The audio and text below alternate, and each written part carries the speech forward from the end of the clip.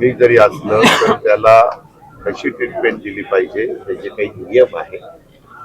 आता जर कुणाची काही तक्रार असेल तर ती तक्रार त्यांनी एसआयटीची, आता एसआयटी नेमलेली आहे, तर मी आता तुमच्यावर त्याची आरोप करेन तुमच्यामुळं असं होतं असं बोललेला अर्थ आहे. पुरावा द्या, पुरावा दिल्यानंतर आपण जरूर त्याची चौकशी करू. असं कोणी करू शकत नाही.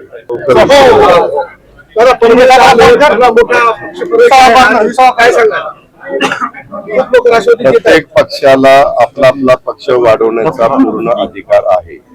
महायुतीचं सरकार प्रचंड बहुमताने महाराष्ट्रातल्या जनतेने निवडून दिलेलं उभ्या भारत देशाने पाहिलंय. आता स्थिर सरकार देण्याचं काम देवेंद्र फडणवीस साहेबांच्या नेतृत्वाखाली एकनाथराव शिंदे साहेब आम्ही सगळेजण करतो.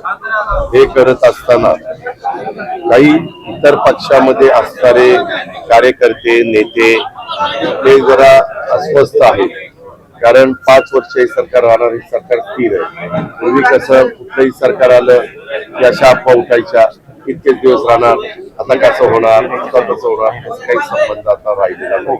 कारण 237 288 पैकी आकडा आहे, समोर फक्त 50 त्या ठिकाणी विरोधी पक्षाचे आमदार त्या बाबतीमध्ये आहेत. ते त्यांचं काम करतायत, आम्ही आमचं काम करतो. बरेचदा मला महाराष्ट्रातले वेगवेगळ्या भागातले लोक येऊन भेटतात आणि काही एकनाथ शिंदेना भेटतात, ते त्या पक्षामध्ये जातात. काही चंद्रशेखर बावनकुळे आणि देवेंद्रजी फडणवीसांना भेटतात, ते भारतीय जनता पक्षामध्ये जातात. काही मला तटकरेंना आणि इतर आमच्या सहकाऱ्यांना भेटतात, ते आमच्या राष्ट्रवादीमध्ये आम्ही घेतो. म्हणून नांदेडला माजी आमदार मोहनराव असतील, इथं त्यांच्याबरोबर असंख्य जिल्हा परिषदेच्या माजी अध्यक्ष अश्विनीताई होत्या.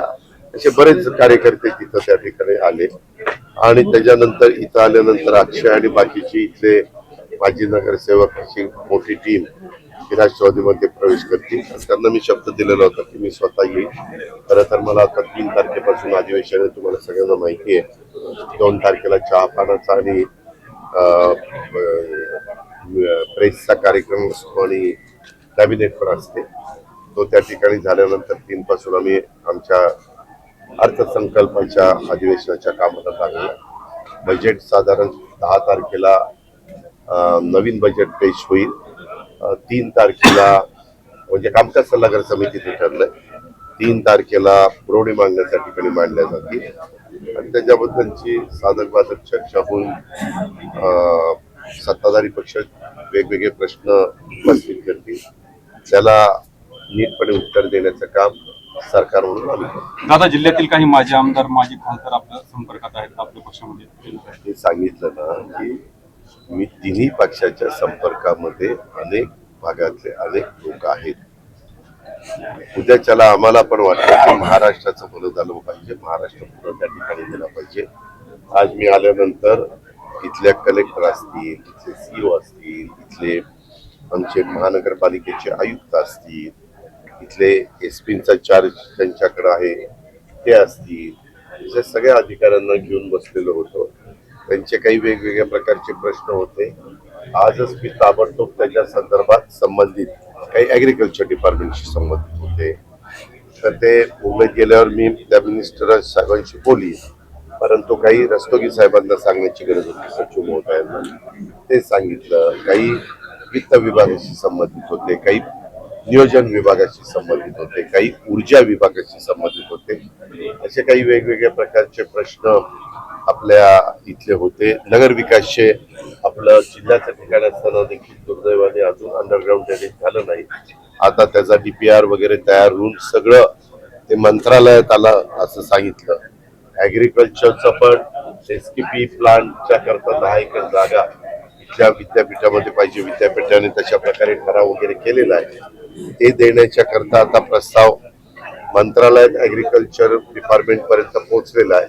तर ते आता गेल्यानंतर कसे ताबडतोब मार्गी लावता येतील, जेणेकरून बरेच वर्षाची आमच्या परभणीकरांची मागणी आहे. मलाही वाटतं देशाला स्वातंत्र्य मिळून 75 वर्षापेक्षा जास्त काळ लोटला, परंतु आज देखील जिल्ह्याची काही ठिकाणं आज तिथं अंडरग्राऊंड ड्रेनेज नाहीये, ही खरं तर सगळी कमीपणा आणणारीच बाब आहे.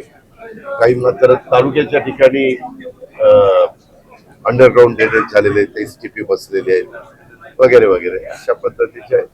म्हणून जे काही महत्वाच्या बाबी आहेत त्याची चर्चा मी जवळपास इथं आल्यापासून आतापर्यंत केली.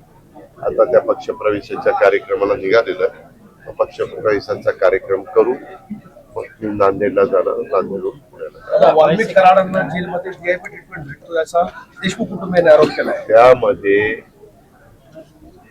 पोलीस खातं त्याबद्दलची चौकशी करेल. कारण जेलमध्ये कुणी जरी असलं तर त्याला कशी ट्रीटमेंट दिली पाहिजे त्याचे काही नियम आहे. आता जर कुणाची काही तक्रार असेल तर ती तक्रार त्यांनी SIT, आता SIT नेमलेली आहे, त्याच्यामध्ये CID नेमलेली आहे, त्यामध्ये रिटायर न्यायाधीशांच्याही संदर्भात निर्णय त्या ठिकाणी झालेला आहे. अशा सगळ्या वेगळ्या वेगळ्या बाबी आहेत.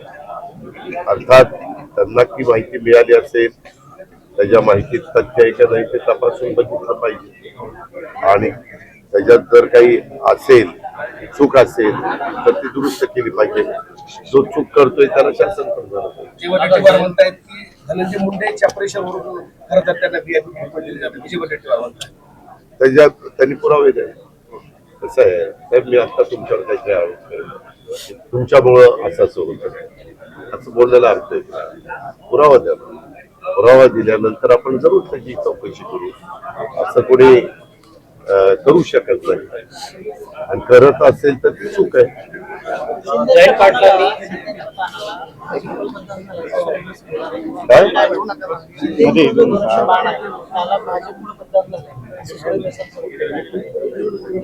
अलीकडे काय झालंय, काही जण आपापली वक्तव्य करायला लागले. खरं तर आमच्या राष्ट्रवादी काँग्रेस, भारतीय जनता पक्ष आणि शिवसेना या तिघांचं मिळून हे सरकार आहे. त्याच्यात एकनाथराव शिंदे किंवा देवेंद्र फडणवीस, चंद्रशेखर बावनकुळे, सुनील तटकरे असे प्रमुख वरिष्ठ पातळीवरचे काही लोक जर बोलले तर त्याबद्दलची नोंद घेतली गेली पाहिजे. आता हे बोलतायत तर ह्याच्या संदर्भामध्ये खरं तर आपल्याला सगळ्यांना युती टिकवायची आहे. युती टिकवत असताना प्रत्येकाने तारतम्य ठेवून बोललं पाहिजे माझ्यासारख्या सगळ्यांनी, आणि ज्याच्यातनं अंतर वाढेल, ज्याच्यातून कारण नसताना समज गैरसमज निर्माण होतील, ज्याच्यातून नवीन समस्या निर्माण होतील, अशा गोष्टी युतीमधल्या कुठल्याच घटकांनी बोलता कामा नये. बोलायचं झालं तर त्यांनी त्यांच्या वरिष्ठांच्या कानावर घालावं. वरिष्ठ ज्यावेळेस अशा प्रकारची एकत्र चर्चा करतात तिथं चर्चा करून पुढचा निर्णय